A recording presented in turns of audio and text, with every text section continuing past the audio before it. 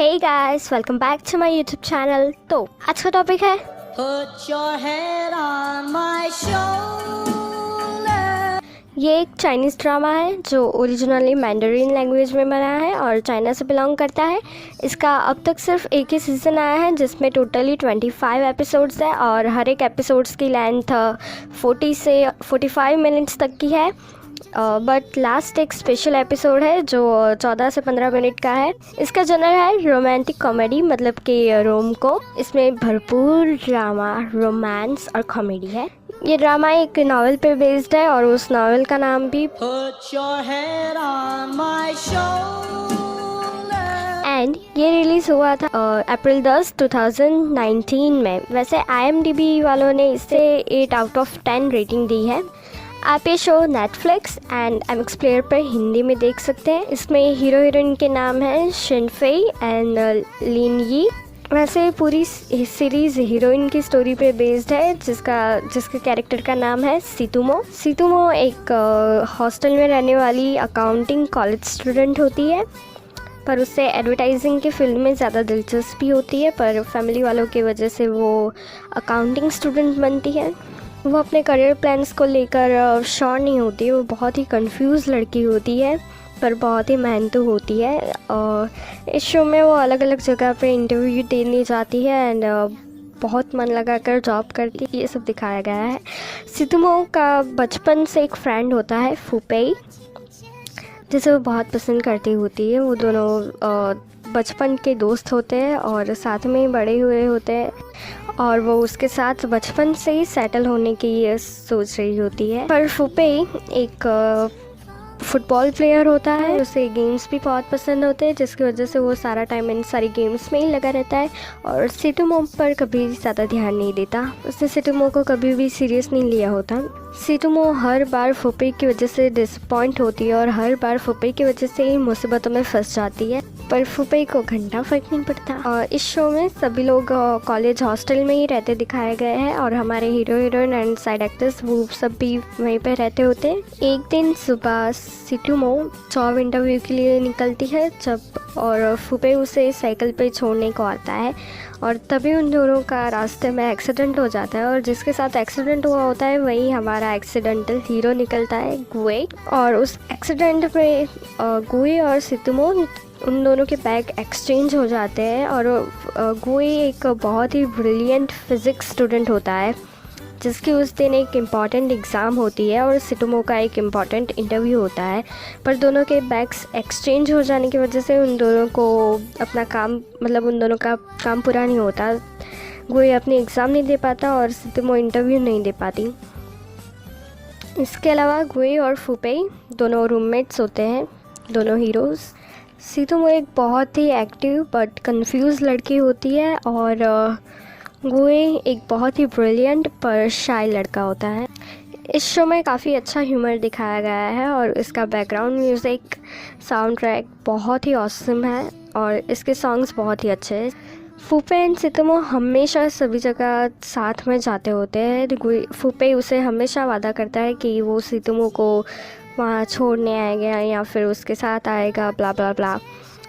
पर फुपेई को गेम्स ज़्यादा पसंद होती है सितुमो से ज़्यादा, तो वो हमेशा उन सारी चीज़ों में बिज़ी रहता है और सितुमो को भूल जाता है। तो गुई की एंट्री होने के बाद जब गुई और सितुमो एक दूसरे को जान जाते हैं, उसके बाद फुपेई जब भी बिज़ी होता है तब वो सितुमो के साथ गुई को भेज देता है, जिसके कारण गुई और सितुमो के बीच भी दोस्ती हो जाती है। सितुमो के साथ बार बार कोई ना कोई हादसे होते ही रहते, जैसे कि उसका एक्सीडेंट हो जाए या फिर हाथ पैर टूट जाए या ऐसा कुछ भी। जबकि हमारा गुई एक बहुत ही अच्छा केयरटेकर होता है। वो हमेशा सितुमो का ख्याल रखता है। वो कुछ ज़्यादा ही केयरिंग होता है और जल्दी साइंटिस्ट बनने वाला होता है, इसलिए वो पढ़ाई को छोड़कर बाकी चीज़ों के बारे में ज़्यादा सोचता नहीं है। और सितुमो को भी अपना करियर बनाना होता है। वो फिर आगे जाके वो जॉब पे ध्यान देने लगती है और इसी दौरान सितुमो और फुपेई, जिसे वो अपना बचपन का प्यार समझती थी, उन दोनों के बीच में दूरी आ जाती है और जिसकी वजह से फुपेई को ये भी अंदाज़ा नहीं होता कि सितुमो की लाइफ में आखिर चल क्या रहा है। हॉस्टल फ़ीस ज़्यादा होने के कारण सितुमो की मॉम उसे हॉस्टल छोड़कर एक नज़दीकी अपार्टमेंट में शिफ्ट हो जाने को बोलती है। और वो जो अपार्टमेंट होता है वो गुई की मॉम का होता है, पर वो बात बाद में पता चलती है। और गुई की मॉम और सितुमो की मॉम दोनों पुरानी क्लासमेट्स होती है, दोनों अच्छी दोस्त होती है। और वो दोनों भी चाहती होती है कि सितुमो और गुई के बीच में कुछ धागा पिट जाए। उसके बाद सितुमो हॉस्टल छोड़कर उस फ्लैट में रहने चली जाती है जिसका ऑनर गुई होता है। यहाँ से हमारी स्टोरी में ट्विस्ट आता है। गुई भी अपने फ्लैट में रहने वापस आता है जहाँ ऑलरेडी सितुमो किराए पे रह रही होती है। फिर वो दोनों एक ही घर में रहते हैं, पर गुई को एक लड़की के साथ रहना बिल्कुल भी कंफर्टेबल नहीं लगता है और वो बार बार सितुमो को वहाँ से जाने के लिए फ़ोर्स करता रहता है। और वो यहाँ तक कि वो घर छोड़ के चली जाए इसलिए वो सितुमो से पूरा घर भी बार बार साफ़ करवाता रहता है। इन शॉर्ट वो उसे टॉर्चर करता है पर उसकी केयर भी करता है। और ये सारे टॉर्चरिंग सीन्स काफ़ी फ़नी दिखाए गए हैं।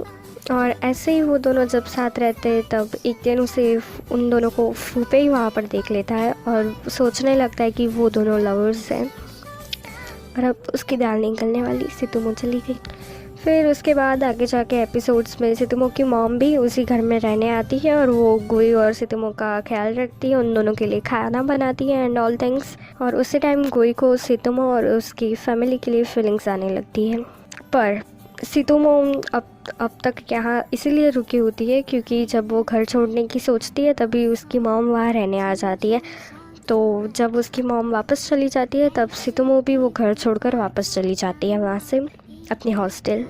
और उन दोनों के जाने के बाद गुई वहाँ पर एकदम अकेला हो जाता है। उस बड़े से घर में वो बहुत ही अकेला हो जाता है और फिर वो सितुमो को मिस करने लगता है।